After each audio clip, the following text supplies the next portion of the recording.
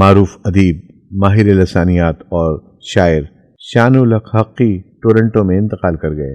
وہ دہلی میں پیدا ہوئے، علی گڑھ مسلم یونیورسٹی سے BA کی ڈگری حاصل کی، پھر دہلی کے سینٹ اسٹیفن کالج سے انگریزی ادب میں ماسٹر ڈگری حاصل کی۔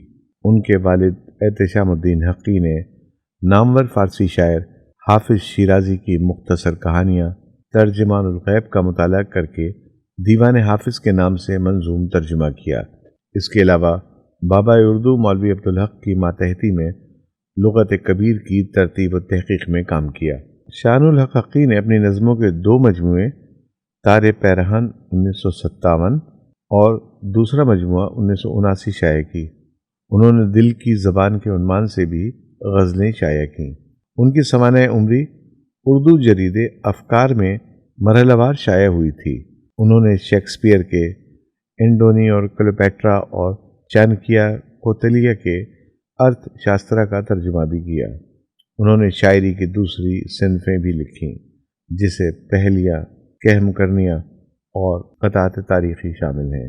نقد و نگارش، ادبی تنقید کا کام، مقالات ممتاز، شیخ خسانے، مختصر کہانیاں، مقام غزل، حفیظ ہوشیار پوری کا ترمیم شدہ کام، نشید حریت، نوکدار اردو اشعار سے متعلق تحقیقی مضامین کا مجموعہ، بھگوت گیتا اردو ترجمہ، درپن مختلف زبانوں سے ترجمہ شدہ اشعار، انتخاب کلام ظفر، مغل بادشاہ بہادر شاہ ظفر کی شاعری کا ایک انتخاب، قطعات، تاریخ وفات، اہل قلم اور متعلقین اہل قلم، لسانی مسائل و لطائف، اردو شاعری سے متعلق تحقیقی مضامین کا مجموعہ، بدر خسرو کی پہلیاں کہم کرنیاں، آئینہ افکار غالب، نوک جھوک، سوہانے ترانے، پھول کھلے ہیں رنگ برنگے، انجان راہی، جیک شیفر کے ناول شین کا ترجمہ، تیسری دنیا، سیاست اور معیشت کے مضامین کا ترجمہ، سورہ اسرافیل، بنگالی شاعر قاضی نظر الاسلام کا ترجمہ،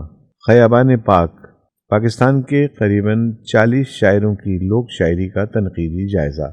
اپنے باقاعدہ پیشہ ورانہ فرائض کے علاوہ وہ 1958 سے 1975 تک 17 سال اردو لغت بورڈ سے وابستہ رہے، جہاں 22 جلدوں کی لغت مرتب ہوئی۔ انہوں نے 2 دیگر لغات مرتب کیں، فرہنگ تلفظ، جو قومی زبان اتھارٹی سے شائع شدہ اردو کی ایک لغت ہے، آکسفورڈ انگریزی اردو لغت، جو آکسفورڈ انگریزی ڈکشنری کے 8ویں اور 9ویں ایڈیشن کا ترجمہ ہے۔ شانول حق حقی ستارہ امتیاز، تمغہ قائد اعظم از ایوب خان سے نوازے گئے۔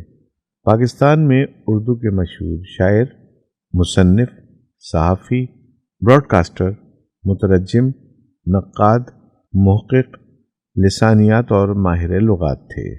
شانول حق حقی کا انتقال کینیڈا کے شہر انٹاریو مساسوگا میں پھیپھڑوں کے کینسر سے ہوا، جب وہ 11 اکتوبر سن 2005 کو اپنی بیٹی کی نگہداشت میں تھے۔ انہیں کینیڈا میں میساسوگا میں سپرد خاک کر دیا گیا۔